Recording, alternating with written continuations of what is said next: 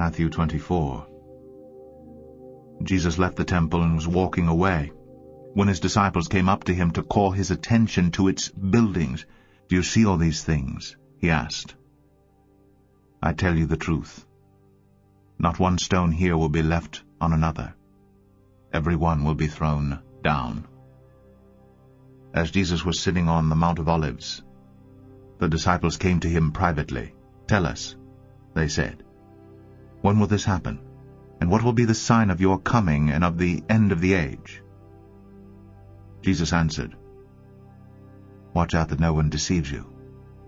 For many will come in my name, claiming, 'I am the Christ,' and will deceive many. You will hear of wars and rumors of wars, but see to it that you are not alarmed. Such things must happen, but the end is still to come. Nation will rise against nation, and kingdom against kingdom. There will be famines and earthquakes in various places. All these are the beginning of birth pains. Then you will be handed over to be persecuted and put to death, and you will be hated by all nations because of me. At that time many will turn away from the faith, and will betray and hate each other, and many false prophets will appear and deceive many people.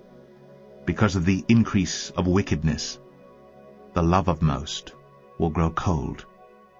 But he who stands firm to the end will be saved.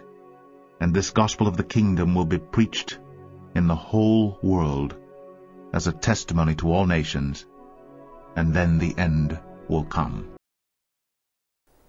Assim, quando vocês virem o sacrilégio terrível do qual falou o profeta Daniel no lugar santo. Quem lê, entenda. Então, os que estiverem na Judéia fujam para os montes. Quem estiver no telhado de sua casa não desça para tirar de lá coisa alguma. Quem estiver no campo não volte para pegar seu manto. Como serão terríveis aqueles dias para as grávidas e para as que estiverem amamentando. Orem para que a fuga de vocês não aconteça no inverno nem no sábado. Porque haverá então grande tribulação, como nunca houve desde o princípio do mundo até agora, nem jamais haverá. Se aqueles dias não fossem abreviados, ninguém sobreviveria. Mas por causa dos eleitos, aqueles dias serão abreviados. At that time, if anyone says to you, "Look, here is the Christ," or "There he is," do not believe it. For false Christs and false prophets will appear and perform great signs and miracles to deceive even the elect, if that were possible. See, I have told you ahead of time. So if anyone tells you, "There he is out in the desert," do not go out. Or, "Here he is in the inner rooms," do not believe it. For as lightning that comes from the east is visible even in the west, so will be the coming of the Son of Man.